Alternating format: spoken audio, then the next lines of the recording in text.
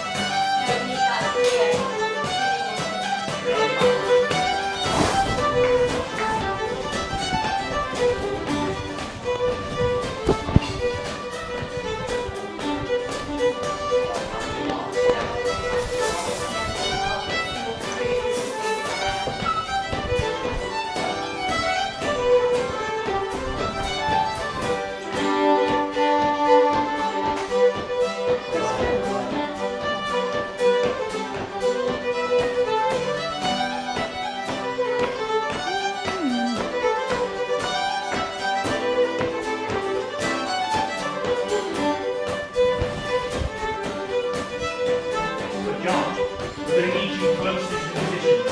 When you stand up, you right over and right up. You don't need me now, over there. No, we can't see you on the camera. So, come here.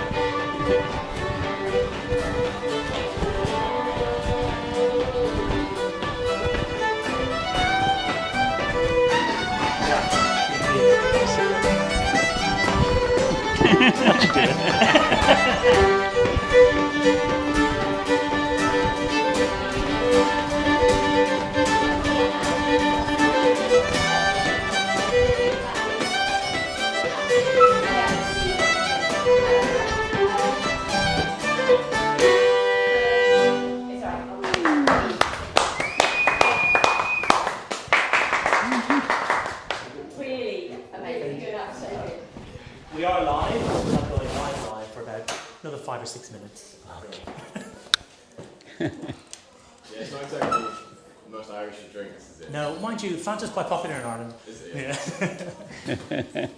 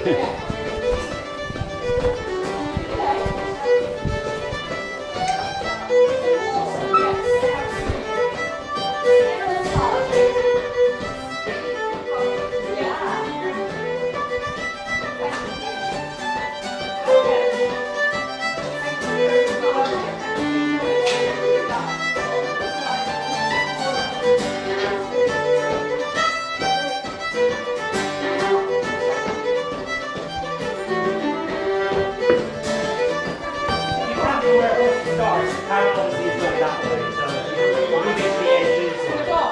You sit there, might be a good spot. That's fine.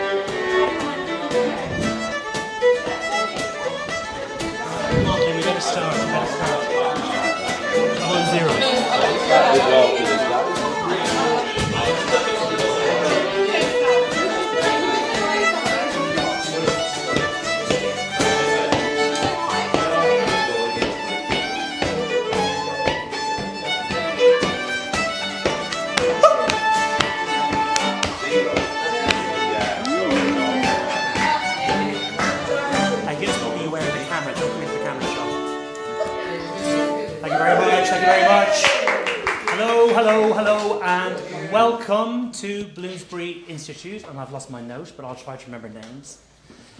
Found it. So just to say a massive welcome to Bloomsday Institute, and just to remind people in the room that we are recording this, live streaming it on YouTube, so your images might get picked up, photographs will be taken. So we're presuming, the legal presumption is that you're all consenting to that. Yeah, good. Okay, good. So just a massive welcome. It's the 16th of June. Shall we put out to anybody, why are we all here on the 16th of June? It's Bloomsday, that's right, it is Bloomsday. Does anyone try and hazard a guess, what is Bloomsday all about? Taylor? Cheese. Cheese? That is correct. What type of cheese? Bonus point, John, if you can. Gorgonzola cheese. Right, so Taylor, what's it all about? Do you know? No. Good, that's why you're here. So it is all about a celebration, I guess, of a book. A very famous book called Ulysses that was written by James Joyce. And the setting of the book pretending I've read it. I haven't, but we do have somebody here who has read it. It is set on the 16th of June in the book. And that is why we celebrate it today and annually. And it's global and it's growing all of the time. So we've hooked up with a Bloomsday website. So they picked up our link. So welcome to our viewers online, who I think will really enjoy this particular session, this particular program. So before we begin, I just want to say thanks to Dixie and Suzanne from Bloomsbury Institute, who've just been absolutely incredible putting all of this together, and Steph and the usual crew, who have been incredible in putting on this beautiful spread of cheese, of food, of grapes. I want to say hi to Irish Community Services, who are here as our external guests, who've arrived. Very kindly have arrived, and brilliant that you're here as well. And of course, you're from your own poetry group, isn't that right? So you're here to enjoy, I think, and that is a beautiful segue into me introducing our esteemed guests, who are here to perform, basically. And I'll explain how that's going to work. So we're going to start with our musicians. We have Owen Spafford here on fiddle. We have Karen Cotterill on guitar. And we really are, I mean, I urge you all after this session to go and Google these two people, because they really are extraordinary musicians. Not trying to build it, don't break a string now or anything, guys. But they really are fantastic in their craft. I first saw Owen supporting Martin Hayes. Joan, you were at that gig as well. And it was an incredible night, and really blown away by your support skills there. No easy task supporting Martin Hayes. So that was absolutely fantastic. So we're really, really lucky that you guys are here. Thank you for being here. And that moves me on nicely to John Simmons. John Simmons, who is a published poet. He's a real friend of Bloomsbury Institute, and just absolutely fantastic to have John here, because John has read the book. So he claims. So he claims. And it wasn't a scant read. I believe it was it took some time, John, I believe. It did take it, yes. Do you want to give us your favourite chapter?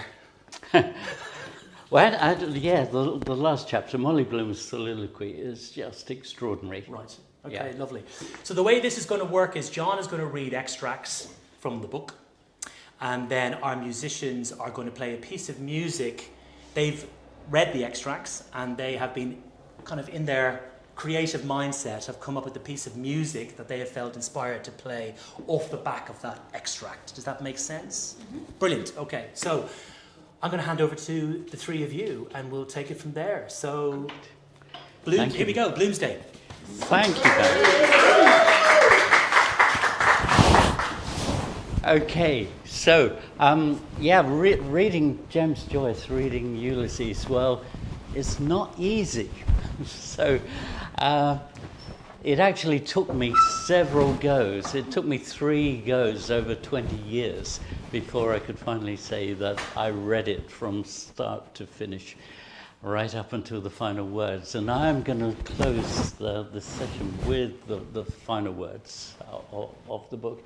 There's no spoiler in that. There really isn't. But, James Joyce, his use of language is just extraordinary. It's playful, it's inventive, it breaks all the rules. For example, the final bit that I'm going to read from Molly Bloom is completely unpunctuated. So you look at it on the page and it's just a wall of words. And someone was saying, well, what happens if you're reading it in bed and you can't remember where you got to? It doesn't matter. You just dive back in at any point, really. Anyway, so, and then the final curveball that Barra gave me, having said, can you choose 5 extracts and read out 5 extracts from Ulysses, was to say, oh, and there's going to be some music. So I don't know what these two are going to play in response to the extracts I'm going to read, but I'm looking forward to that bit especially. So great, you've got a tough job. So let's get underway, and so let's start at the beginning, because why not? You'll pick up that it starts with the characters waking up, and son had breakfast. It's not a conventional tea and toast breakfast, as you'll soon pick up. You'll also pick up that Joyce was not a great believer in conventional Christianity, so there's a lot of subversion of that goes on, and so the Christian aspect of it is undercut with a great deal of cynicism, let's say. So this is from the opening of Ulysses. Stately, plump, Buck Mulligan came from the stairhead, bearing a bowl of lather on which a mirror and a razor lay crossed. A yellow dressing gown, ungirdled, was sustained gently behind him on the mild morning air. He held the bowl aloft and intoned, Introibo ad altare Dei. Halted, he peered down the dark winding stairs and called out coarsely, Come up, Kinch, come up, you fearful Jesuit. Solemnly he came forward and mounted the round gun rest. He faced about and blessed gravely thrice the tower, the surrounding land, and the awaking mountains. Then, catching sight of Stephen Daedalus, he bent towards him and made rapid crosses in the air, gurgling in his throat and shaking his head. Stephen Daedalus, displeased and sleepy, leaned his arms on the top of the staircase and looked coldly at the shaking, gurgling face that blessed him, equine in its length, and at the light, untonsured hair, grained and hued like pale oak. Buck Mulligan peeped an instant under the mirror and then covered the bowl smartly. Back to barracks, he said sternly. He added in a preacher's tone, For this so dearly beloved is the genuine Christine, body and soul and blood and ounce. Slow music, please. Shut your eyes, gents. One moment. A little trouble about those white corpuscles. Silence, or... He peered sideways up and gave a long, slow whistle of call, then paused a while in rapt attention, his even white teeth glistening here and there with gold points.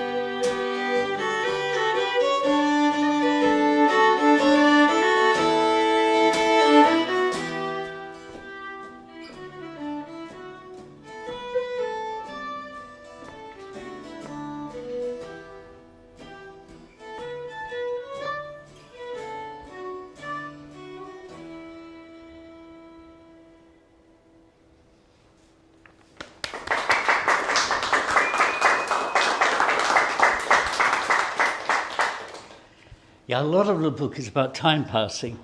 Actually, most novels are about time passing. And here's a novel set over the course of a single day, and much of it is the wandering of a man through the streets of Dublin and writing from inside the head of the main character, whose name is Leopold Bloom. Take off that white hat, his parboiled eyes. Where is he now? Beggar somewhere. The harp that once did starve us all. I was happier then. Or was that I, or am I now I? 28 I was, she 23. When he left Lombard Street West, something changed. Could never like it again after Rudy. Can't bring back time. Like holding water in your hand. Would you go back to then? Just beginning then? Would you?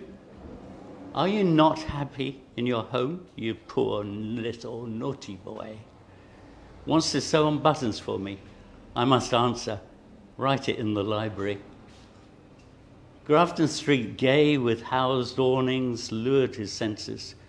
Muslin prints, silk dames and dowagers, jingle of harnesses, hoof thuds, low ringing in the baking causeway.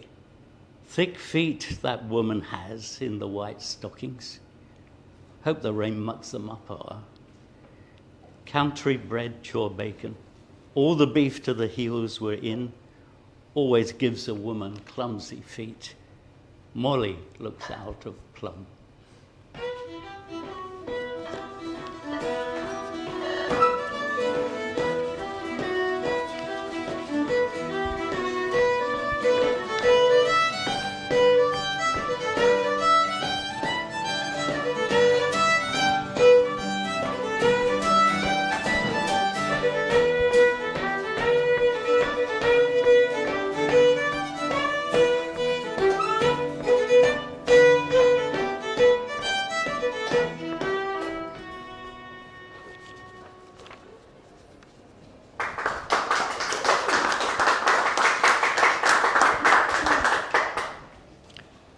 So what I did was I asked a couple of Irish friends of mine who live in Dublin, and I asked them to choose a favourite piece from Ulysses. This one was chosen by my friend Johnny Lyons, who's a philosopher. He's a real philosopher. I don't mean he just sits in the pub and talks to people.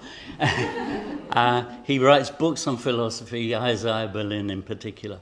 He wrote to me that this was his favourite section, comparing the moon to a woman. There's a mystery, there's a yearning in this about never quite understanding why, what, how.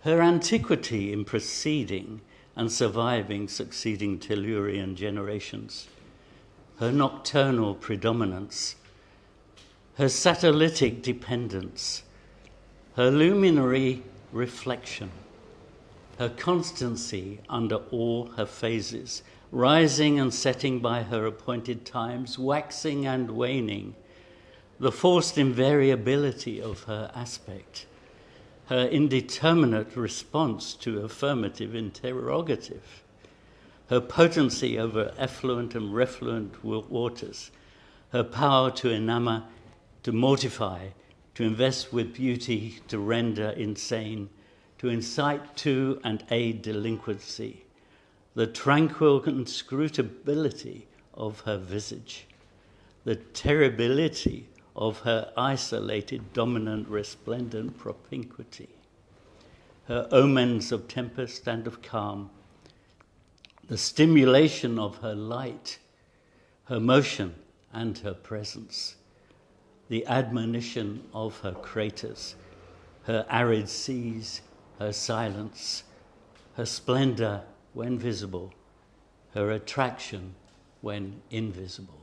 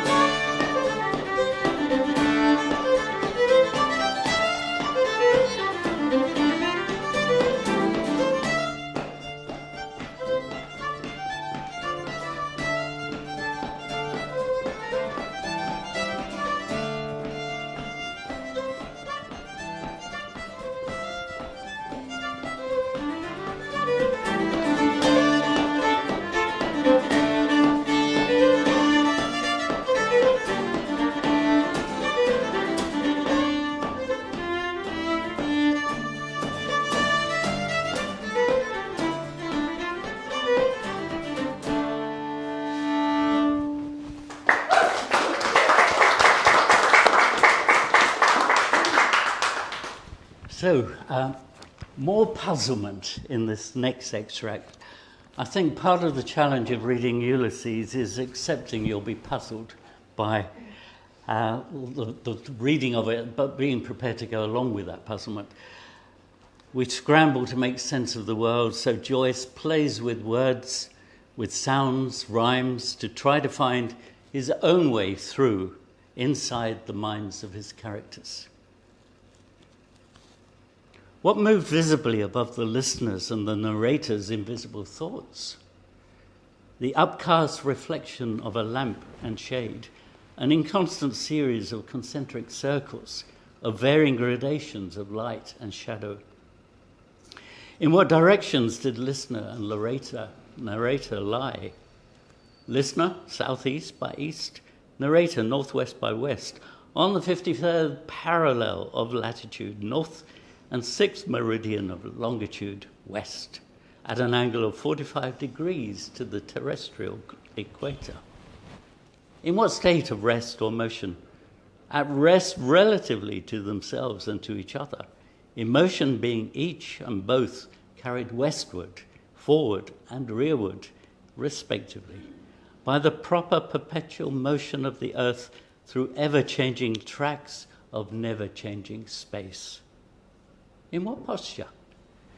Listener, reclined semilaterally, left hand under head, right leg extended in a straight line and resting on left leg flexed, in the attitude of Gaia Tellus, fulfilled, recumbent, big with seed. Narrator, reclined laterally, left with right and left legs flexed, the index finger and thumb of the right hand resting on the bridge of the nose, in the attitude depicted in a snapshot photograph made by Percy Apjohn. The child-man weary, the man-child in the womb. Womb weary, he rests. He was travelled with Sinbad the sailor and Timbad the tailor and Jimbad the jailer and Wimbad the whaler and Nimbad the nailer and Finbad the failer and Binbad the baler and Pimbad the paler and Midbad the mailer, and Himbad the hailer, and Rinbad the railer, and Dinbad the caler, and Vimbad the quailer, and Limbad the yailer, and Zimbad the sveiler. When? Going to dark bed, there was a square around Sinbad the sailor's roc's orc's egg, in the night of the bed of all the orcs of the rocks of dark Inbad the bright Daler. Where?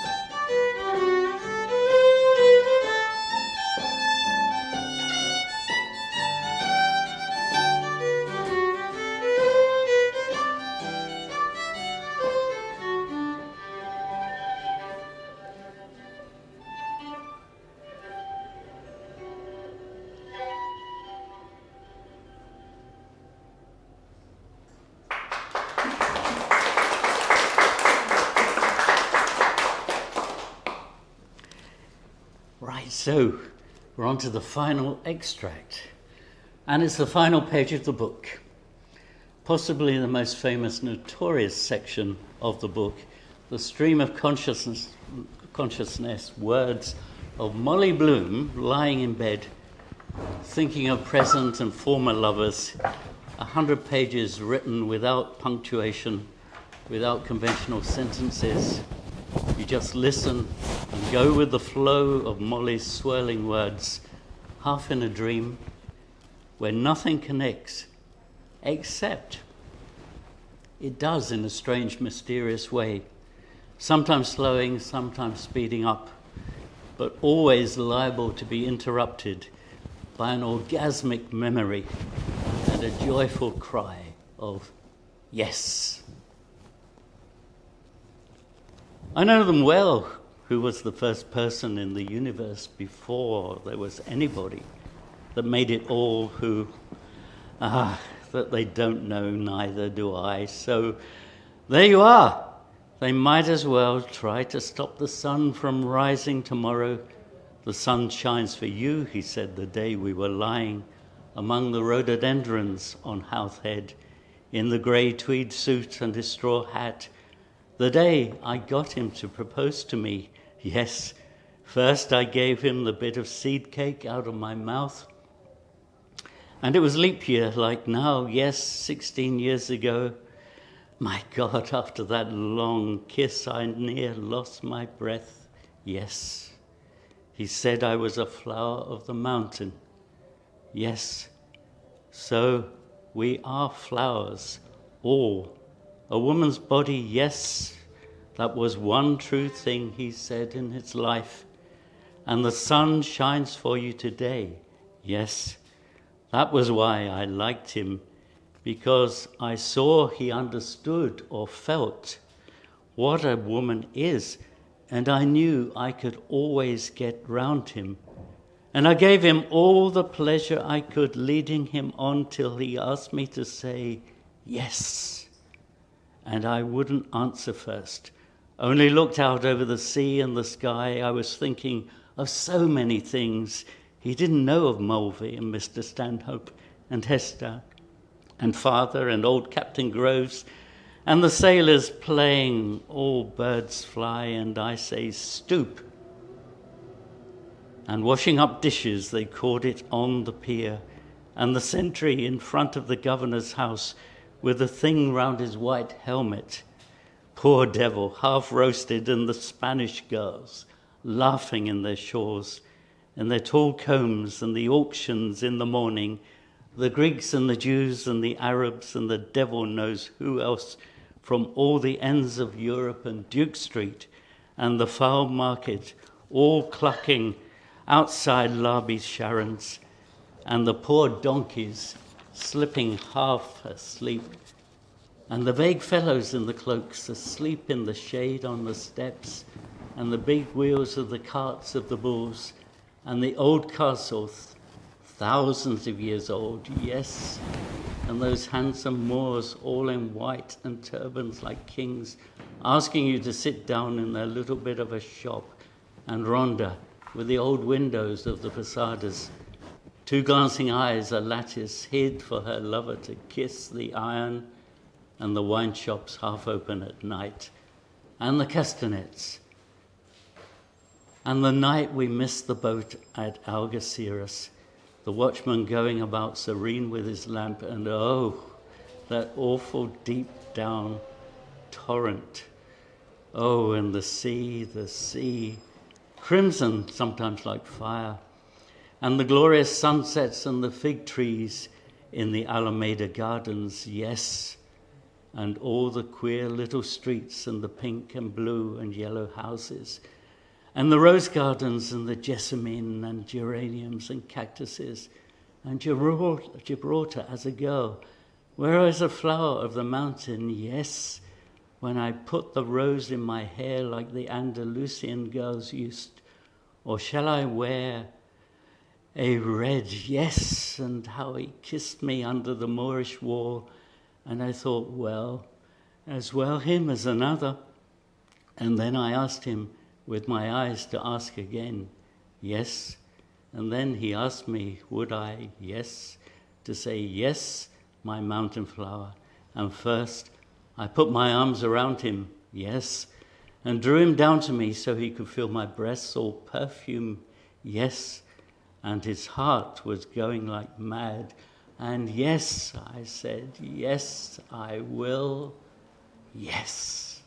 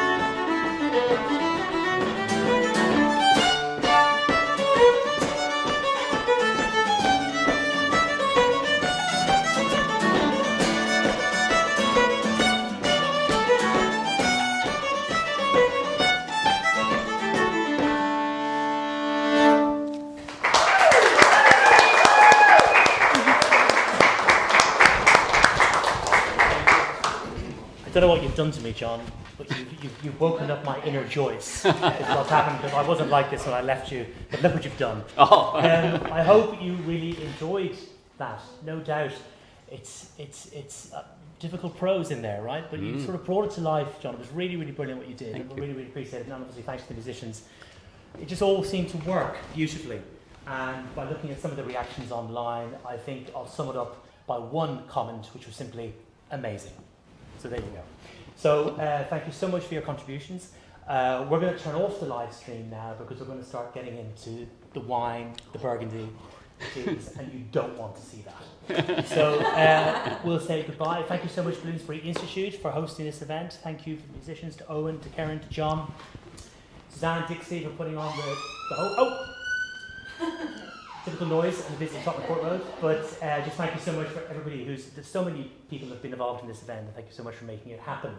And happy Bloomsday 2025.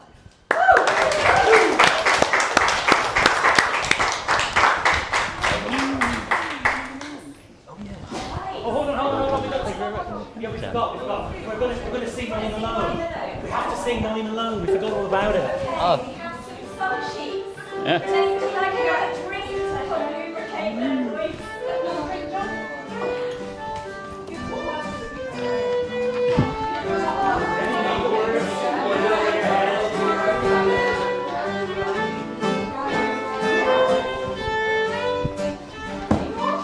Oh yeah, take it off. In Dublin's fair city, where girls are so pretty, I first set my eyes on sweet Molly alone, as she wheeled her wheelbarrow through the streets broad and narrow, crying cockles and mussels, alive, alive, oh, alive, alive, oh, alive, alive, oh, crying cockles and mussels, alive, alive, oh. She was a fishmonger, and sure it was no wonder, so were her father and mother before, as they wheeled their wheelbarrow through the streets broad and narrow, crying cockles and mussels, alive, alive, oh. Everybody! Alive, alive, oh, alive, alive, oh, crying cockles and mussels, alive, alive, oh. She died of a fever, and sure nobody could save her, and that was the end of sweet Molly alone. But now her ghost wheels her barrow through the streets broad